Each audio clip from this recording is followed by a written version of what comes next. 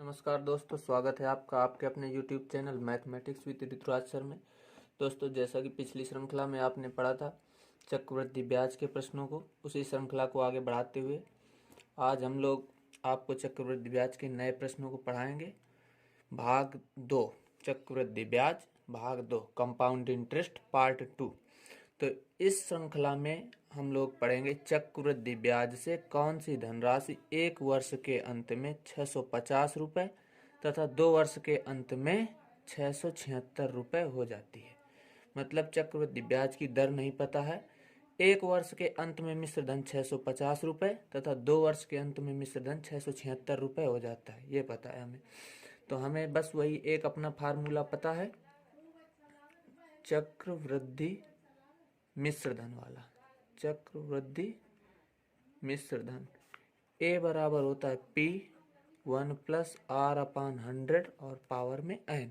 तो एक वर्ष के अंत में मिश्र धन 650 दिया, मतलब जब n बराबर एक वर्ष है तो मिश्र धन 650 रुपये दिया, तो एक ही जगह पे हम रखेंगे 650 बराबर P और 1 + R/100 और पावर में n की जगह पे एक वर्ष। ठीक, एक घात है तो कोई फर्क नहीं पड़ेगा, P को यहाँ पान में ले आएंगे, 650 बटे P बराबर 1 + R/100। इसको समीकरण 1 लिख लेते हैं। अब कह रहा है 2 वर्ष के अंत में, जब समय n 2 वर्ष हो जाता है तो चक्रवृद्धि मिश्र धन 676 रुपये है।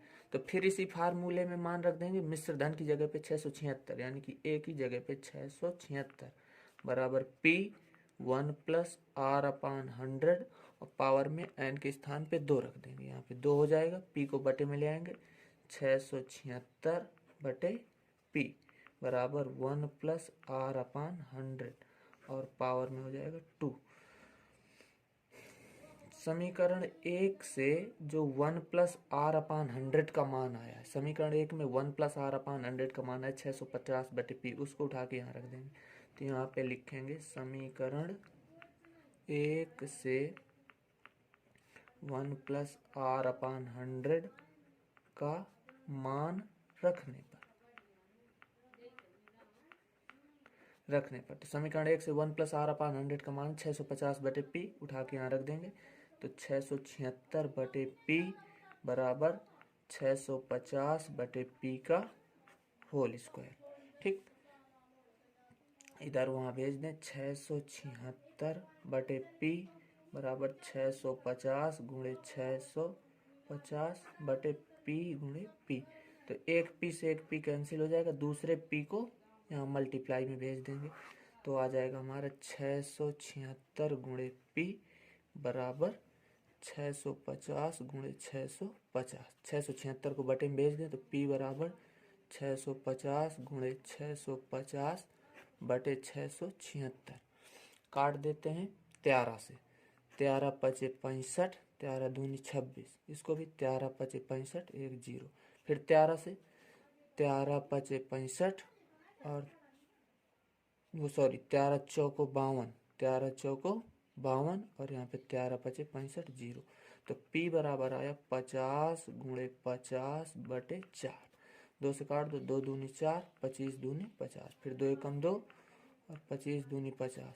तो P बराबर बचा 25 गुणे 25, यानी कि P बराबर आ गया 25 गुणे 25 625 रुपये। 625 ये हमारा आंसर मैच कर गया, सी नंबर। सी इसका सही जवाब होगा, 625 रुपये आ गया। अगर इस प्रश्न को हम ट्रिक से लगाएं, ट्रिक से भी आज हम ट्रिक भी बताएंगे आपको। कह रहा है चक्रवृद्धि ब्याज की कौन सी धनराशि एक वर्ष के अंत में 650 तथा 2 वर्ष के अंत में 676 हो जाएगी। तो इस प्रश्न को ट्रिक से भी बताएं अगर, तो ब्याज की पहले दर ज्ञात कर लेते हैं। ब्याज की दर बराबर होती है, ट्रिक के लिए फार्मूला होता है, ब्याज की दर बराबर मिश्र धन में अंतर गुणे 100, मिश्र धन में अंतर गुणे 100 बटे मिश्र धन प्रथम वाला, मिश्र धन फर्स्ट। तो इससे दर ज्ञात हो जाएगी, दर बराबर मिश्र धन में अंतर, मिश्र धन में अंतर आपका दिया है। अगला प्रश्न, एक धनराशि चक्रवृद्धि ब्याज पर 3 वर्ष में 800 रुपये तथा 4 वर्ष में 840 रुपये हो जाती है। ब्याज की वार्षिक दर ज्ञात कीजिए। बिल्कुल सेम पहले क्वेश्चन जैसा है। एक धनराशि चक्रवृद्धि ब्याज पर 3 वर्ष में 800 रुपये, मतलब 3 वर्ष में मिश्र धन 800 रुपये है। तो वही हम फार्मूला लगाएंगे, चक्रवृद्धि मिश्र धन। चक्रवृद्धि मिश्र धन ए बराबर होता है P 1 प्लस आर अपान 100 और पावर में n। तो ए दिया है 800, तो ए के स्थान पे 800 बराबर P 1 प्लस आर अपान 100 और 3 वर्ष समय, तो n के स्थान पे 3। इसको समीकरण पहला मान लेते हैं। अगला कह रहा है 4 वर्ष में 840, तो इसी फार्मूले में 4 वर्ष में मिश्र धन 840 हो जाता, तो ए के स्थान पे रख देंगे 840 बराबर P 1 plus R upon 100 power में n के स्थान पे 4 वर्ष, क्योंकि 4 वर्ष में मिश्र धन बदल रहा है। इसको मान ले समीकरण दूसरा। समीकरण 2 बटे समीकरण 1, मतलब हम यहाँ पे लिखेंगे समीकरण 2 में समीकरण 1 का भाग देने पर। समीकरण 2 में समीकरण 1 का भाग देने पर, तो जब हम समीकरण 2 में समीकरण 1 का भाग देंगे तो यहाँ पे हो जाएगा 840 बटे 800 बराबर P 1 प्लस आर अपान 100 घात में 4, इधर हो जाएगा P 1 प्लस आर अपान 100 और घात में 3। एक जीरो से एक जीरो कट जाएगा, P से P कट जाएगा। अगर हम देखें तो 4 से यहाँ पे कट रहा है, 20 बार में 80 और 21 बार में 84, तो इस तरफ बचेगा 21 बटे 20।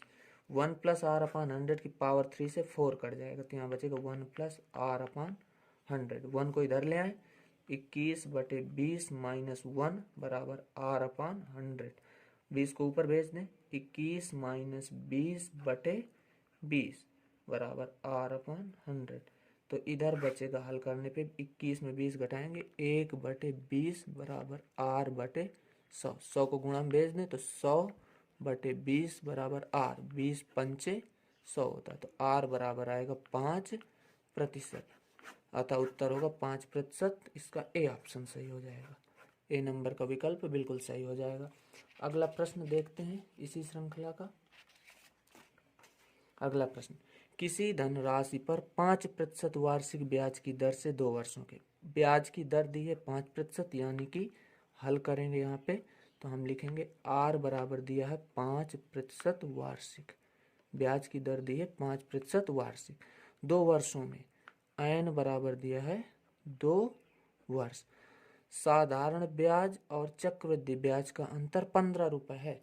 साधारण ब्याज और चक्रवृद्धि ब्याज का अंतर 15 रुपये, धनराशि क्या होगी? तो हम मान लें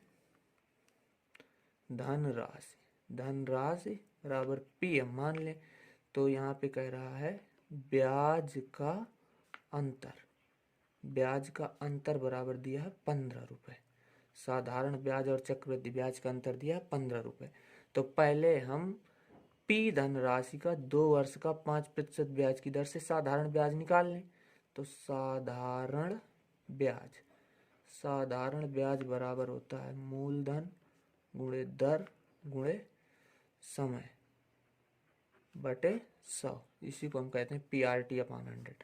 तो साधारण ब्याज सिंपल इंटरेस्ट आ जाएगा, मूलधन यानी कि P, दर 5% और समय दिया हुआ है 2 वर्ष बटे 100। इसको हल करेंगे तो SI बराबर 5 दूनी 10 P बटे 100, एक जीरो से एक जीरो काट दें तो बराबर हो जाएगा P बटे 10। ये हो गया साधारण ब्याज। अब इसी का चक्रवृद्धि ब्याज निकालना है, तो चक्रवृद्धि ब्याज के लिए पहले मिश्र धन निकालना पड़ेगा। A बराबर P 1 plus R upon 100 power में T होता है या N होता है, तो A बराबर P 1 प्लस 5 अपान 100 पावर में N दिया है 2 वर्ष। तो 5 एकम 5, 20 पंचे 100, तो ये हल होकर के आ जाएगा ये बराबर P 21 बटे 20 की घात में 2, यानी कि A बराबर P 441 बटे 400। ये आ गया चक्रवृद्धि मिश्र धन। अब चक्रवृद्धि ब्याज निकालेंगे, चक्रवृद्धि ब्याज, तो चक्रवृद्धि ब्याज बराबर होता है A माइनस P, तो ए की वैल्यू आई है 441p/400 माइनस पी अपान 1 करके सॉल्व करेंगे तो ब्याज आ जाएगा, चक्रवृद्धि वाला ब्याज आ जाएगा। चक्रवृद्धि ब्याज बराबर 441p माइनस 400p/400 यानी कि 41p/400 ये चक्रवृद्धि ब्याज आ जाएगा। अंतर सवाल में दिया है 15, दोनों ब्याजों का अंतर 15 यानी कि चक्रवृद्धि ब्याज और साधारण ब्याज को घटाते हैं तो 15 यानी कि 41p/400 माइनस p/10 बराबर 15 दिया। 400 का लासा ले लेंगे तो 41p माइनस 10 से 40 बार भाग जाएगा तो 40p बराबर 15। तो 41p में 40p घटेगा, p/400 बराबर 15। इसको गुणा में भेज दें तो p बराबर 400 गुणे 15 तो p बराबर रुपये 6000 आ जाएगा। p बराबर आ जाएगा 6000। इस प्रकार से हमारा सी नंबर का ऑप्शन बिल्कुल सही होगा। और इस श्रृंखला का आज का अंतिम प्रश्न, किसी धनराशि पर 4% वार्षिक ब्याज की दर से 2 वर्ष के साधारण तथा चक्रवृद्धि ब्याजों का अंतर 8 रुपये है तो धनराशि क्या होगी। बिल्कुल हूबहू पिछले क्वेश्चन की तरह है। किसी धनराशि पर 4% वार्षिक ब्याज की दर से 2 वर्ष के साधारण ब्याज तथा चक्रवृद्धि ब्याज का अंतर 8 रुपये। तो पहले हम साधारण ब्याज निकाल लें, 2 वर्षों का साधारण ब्याज। तो वही फार्मूला, मूलधन गुणे दर गुणे समय बटे 100। तो मूलधन पता नहीं है तो p दर दिया है 4% गुणे समय 2 वर्ष बताया गया है बटे 100। तो 4 से काटें, 4 एकम 4, 25 चौको 100। तो साधारण ब्याज आपका आ जाएगा, साधारण ब्याज बराबर 2p/25। ये साधारण ब्याज आ गया। और चक्रवृद्धि ब्याज निकालने के लिए पहले हमें चक्रवृद्धि मिश्र धन निकालना पड़ेगा। तो a बराबर p 1 प्लस r, r दिया है 4% तो r के स्थान पे 4/100, r/100 पावर में n यानी कि 2 दिया। 4 एकम 4, 25 चौको 100। यहाँ भी तो a बराबर p 25 एकम 25 एक 26/25 की घात में 2। तो इसको हल कर लेते हैं। a बराबर p 26 गुणे 26 करते हैं तो 36, 6 दूनी 12 दूनी 24, 25 26 27, 2 दूनी 4 2 676/625 इतना आ जाएगा। अब हमें निकालना पहले चक्रवृद्धि ब्याज। चक्रवृद्धि ब्याज, चक्रवृद्धि ब्याज बराबर होता है a माइनस p यानी कि 676p/625 माइनस p बटे में 1 कर लेंगे तो ये ब्याज आ जाएगा। तो ब्याज बराबर हमारा हल होकर के आएगा 676p माइनस 625p/625। इसको घटा देंगे तो 6 में 5 गया 1, 7 में 2 गया 5, 51p/625। ये ब्याज आ जाएगा चक्रवृद्धि। कौन सा ब्याज आएगा ये? चक्रवृद्धि। चक्रवृद्धि ब्याज आ गया। अब ब्याजों में अंतर, ब्याजों में अंतर, तो ब्याजों में अंतर दिया है 8 रुपये तो ब्याजों में अंतर 8 यानी कि 51p/625 माइनस 2p/25 बराबर 8। 625 का एलसीएम ले लेंगे तो यहाँ पे 51p माइनस 25 दूनी 50p बराबर 8। तो 51p में 50p घटाएंगे, p/625 बराबर 8। इसको यहाँ गुणा में भेज देंगे तो p बराबर 625 गुणे 8 गुणा कर देते हैं तो p बराबर 8 पंचे 40, 8 दूनी 16, 4 20, 8 छंग 48, 49 50, 5000 रुपये आ जाएगा। मतलब डी ऑप्शन इसका बिल्कुल सही हो जाएगा। अगला प्रश्न इसी श्रृंखला का, किसी राशि का 3 वर्ष का 10% वार्षिक ब्याज की दर से चक्रवृद्धि और साधारण ब्याज का अंतर 31 होगा। किस धनराशि का, मतलब हमें धनराशि ज्ञात करनी, कह रहा है किस धनराशि का 3 वर्ष का 10% वार्षिक ब्याज की दर से चक्रवृद्धि और साधारण ब्याज का अंतर 31 होगा। तो हमें धनराशि पता नहीं है, हम धनराशि को p मान लेते हैं। पीछे जैसे 2 क्वेश्चन हल किए बिल्कुल उसी प्रकार से। तो पहले हम साधारण ब्याज निकालते हैं इसका, साधारण ब्याज। तो साधारण ब्याज बराबर होता है P गुणे R यानी कि 10% गुणे T यानी कि 3 वर्ष बटे 100। 1 0 से 1 0 कैंसिल, तो साधारण ब्याज हमारा आ जाएगा, साधारण ब्याज बराबर 3P/10। ये हो गया साधारण ब्याज। अब चक्रवृद्धि ब्याज निकालने के लिए पहले चक्रवृद्धि मिश्र धन A बराबर P 1 प्लस R दिया 10% बटे 100 घात में n दिया 3 वर्ष। 1 0 से 1 0 कैंसिल, तो A बराबर P 10 एकम 10 है 11 बटे 10 घात में 3। इसको सरल कर लेंगे तो A बराबर 1331P बटे 1000। ये हो गया मिश्र धन।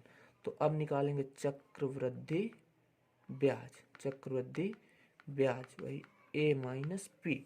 तो चक्रवृद्धि ब्याज, चक्रवृद्धि ब्याज बराबर आ जाएगा A की वैल्यू 1331P बटे 1000 माइनस P बटे 1। वही एलसीएम ले लेंगे हम 1000 का, तो 1331P माइनस 1000P इतना हो जाएगा। ये आ जाएगा हमारा चक्रवृद्धि ब्याज। तो चक्रवृद्धि ब्याज की वैल्यू आ जाएगी 331P बटे 1000। चक्रवृद्धि ब्याज और साधारण ब्याज का अंतर सवाल में दिया गया है 31 रुपये। तो अंतर के स्थान पे 31, इसको लिखें 331P बटे 1000 माइनस साधारण ब्याज कितना है 3P बटे 10 बराबर 31। 1000 का लासा ले लें, 1000 का अगर हम लासा लेते हैं तो यहाँ 331P, यहाँ 300P हो जाएगा। 300P बराबर 31।